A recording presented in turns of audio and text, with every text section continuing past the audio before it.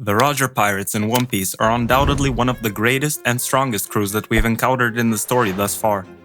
Going toe-to-toe with the likes of Whitebeard and his massively powerful crew, as well as having the captain of the crew, Gold D. Roger, defeat one of the most infamous criminals of the world at the time, Rox D. Zebek.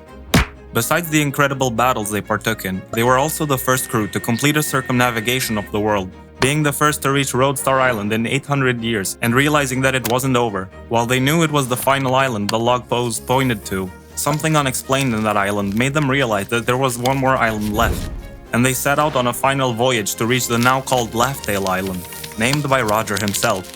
However, did the mission end there? Or was something else revealed to them that would set in motion a series of events, carrying the prophecy of Joy Boy and the will of Roger after his untimely death? Let's take it slow and figure out exactly what made the Roger Pirates so great, both during and after Roger's reigning era. Goldie Roger, the previous king of the pirates, had a crew unlike anything the world had ever seen before, with the likes of Dark King Silver's Rayleigh, the future emperor's red-haired Shanks and Buggy D. Clown, the axe-wielding Scopper Gaban, and many more crewmates who would help Roger on his journey as well as influence the Straw Hat Pirates in their current voyage in the story.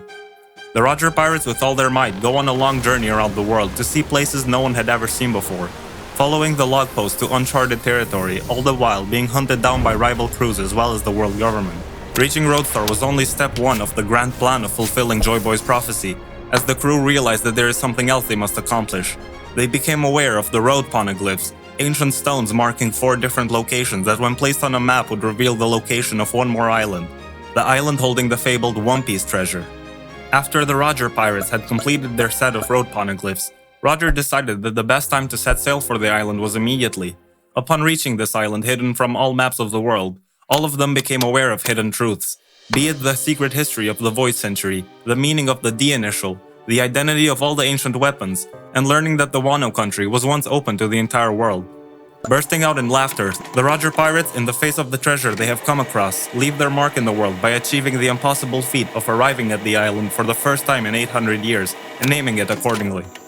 Another thing that Roger became aware of at that place, however, is the existence of a figure named Joy Boy, and their fabled return to the world to bring the so-called dawn and liberate the people from the grasp of the current world government. Being struck by disease and proclaiming that he arrived at the island too early, Roger acknowledges that his time in the world is nearing its end and realizes that he is not the one who will put an end to the 800-year-old reign. Wishing it was his son who accomplishes this instead, he gives himself up to the Navy, letting himself get executed for one final message to the world, hoping that it would reach whoever it must to fulfill the prophecy. Roger not only alleges to the whole world that the rumored One Piece might exist, but he inspires a new generation of aspiring pirates to set sail and look for it.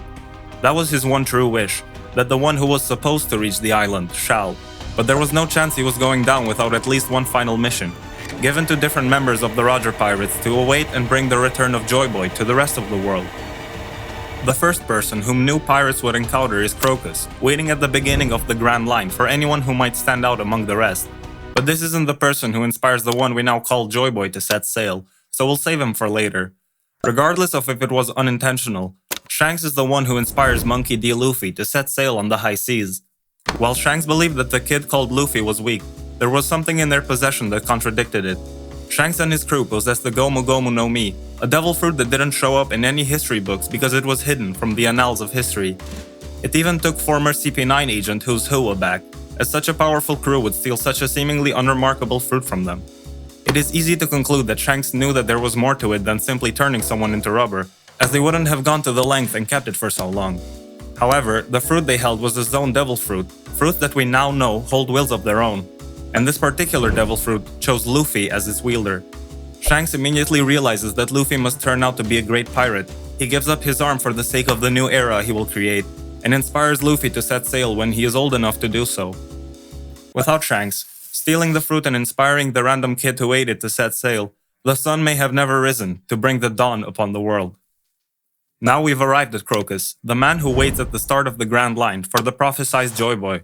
He served as a doctor among Roger's crew and is the first person in the story to mention that Roger and his crew were waiting for someone before he died.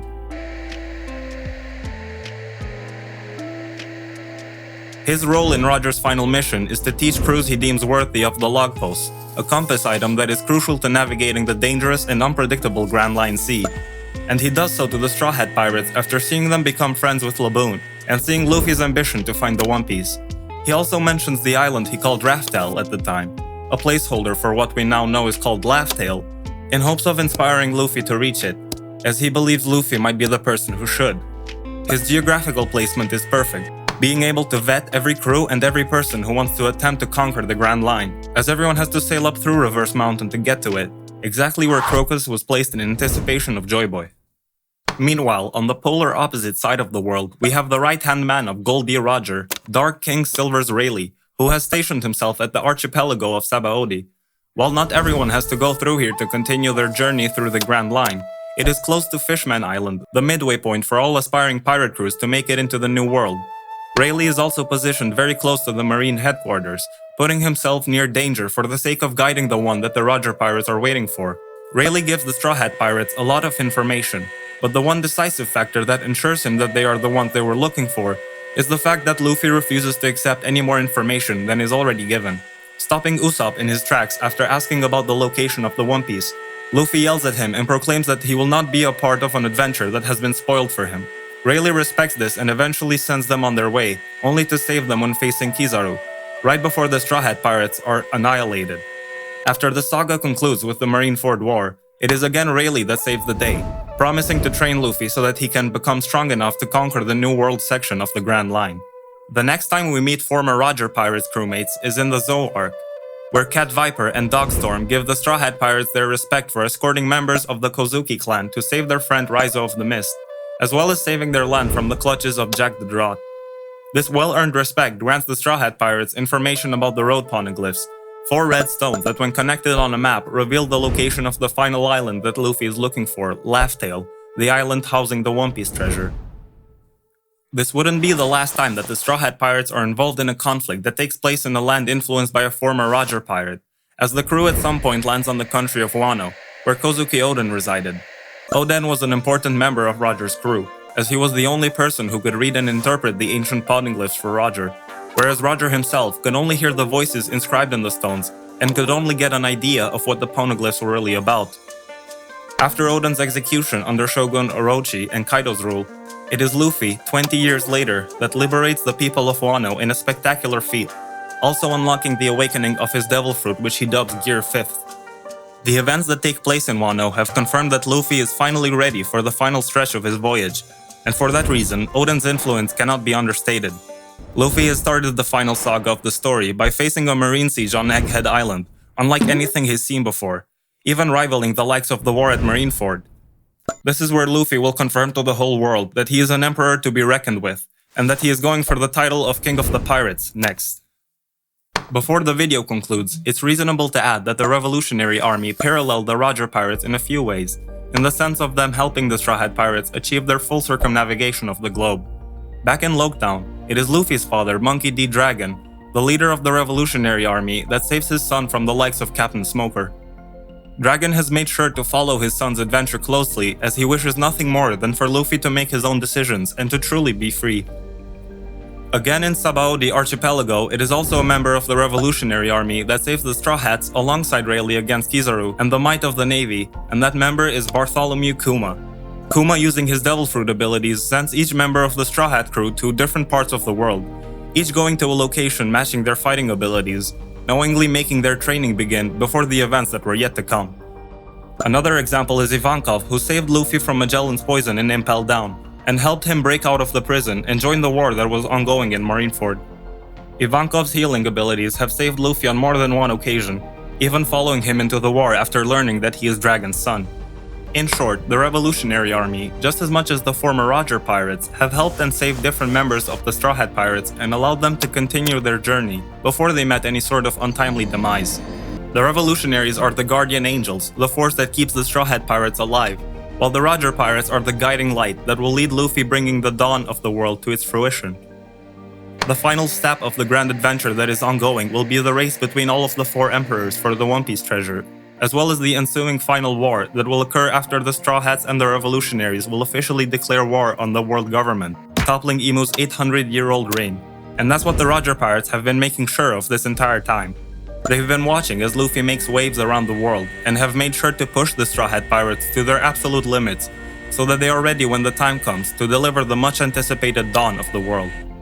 The preparations are finally complete. Joy Boy will fulfill his mission of liberating the people of the One Piece world, seeing Roger's final plan to completion. The Straw Hats are already facing a siege on their current location, against an armada doubling that of what awaited Whitebeard and his crew at Marineford. And the worst is yet to come. This is merely the catalyst that will make the world launch a revolution against the evil tyranny of Imu and their many subordinates. We are going to witness what Roger truly saw in the future of the world, and this time it won't be too early. Luffy will deliver the dawn to the world, shining his own guiding light on the dark and tyrannical world that has been set in place for the last 800 years. That day will surely come. Thank you for sticking with me through this analysis. We got an unexpected amount of love and support for our previous video on Gear 5th, and we cannot thank you enough. Make sure to like and subscribe if you enjoyed the content, and leave a comment with your thoughts as well. See you on the next one.